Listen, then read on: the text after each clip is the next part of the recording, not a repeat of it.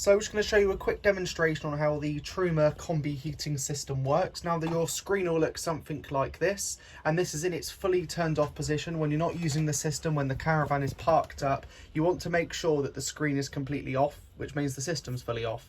To turn it on, push and hold the central button and it turns into your on position. Now this little icon down here, which looks like a hookup lead, is to signify that you've got electric coming into the caravan, which means that the system can work on electric. Now this is the main screen, and you get to that by just pushing the central button. You use this slider in here and that takes you through the menus. As you can see, once you're on something it will actually flash. And we'll start at the first icon, which is the motorhome icon. If we push the central button, it will take us into the menu, and then we can scroll through to select your heating temperature. It goes all the way up to 30 degrees, but we're just going to set it to 20. Push the button to say that you want to have that setting, and then the next one we've got is your hot water.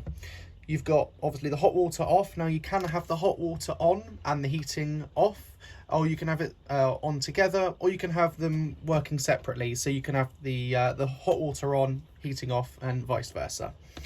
So we'll just go on to the heating. You've got eco, hot, and boost. It's just going to give us an error message because there's actually no hot and no water in the caravan. Now the next one is our heat setting. Now we've got electric, mix, which is electric and gas working together, but we're going to run it on electric because that's all we've got in the caravan. And the next one you've got across is your blower setting. So you've got it on eco, high, and if you're on 30 degrees on 2 kilowatt, you can also have a boost setting as well. We'll run it on to high. The next mode is timers. We're not going to talk about the timers too much though. It's best just to use the heating as a standalone system and just turn it on and off when you want to use it. Obviously we've got a warning triangle here. Now this is the error message icon. If you click onto that, it will bring up the error message. And again, you can have a look in the handbook or consult us if you do happen to get one of those. But this one here is because we had no hot water in the caravan.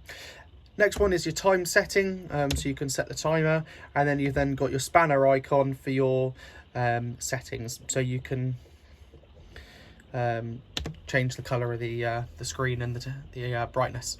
Now, before you stop using the caravan, it's really important to turn the system off correctly, and that is to go into the heating, turn it all the way back to the off setting, make sure that your hot water is off, and you'll see there's no icons here. That means the system has been partially turned off.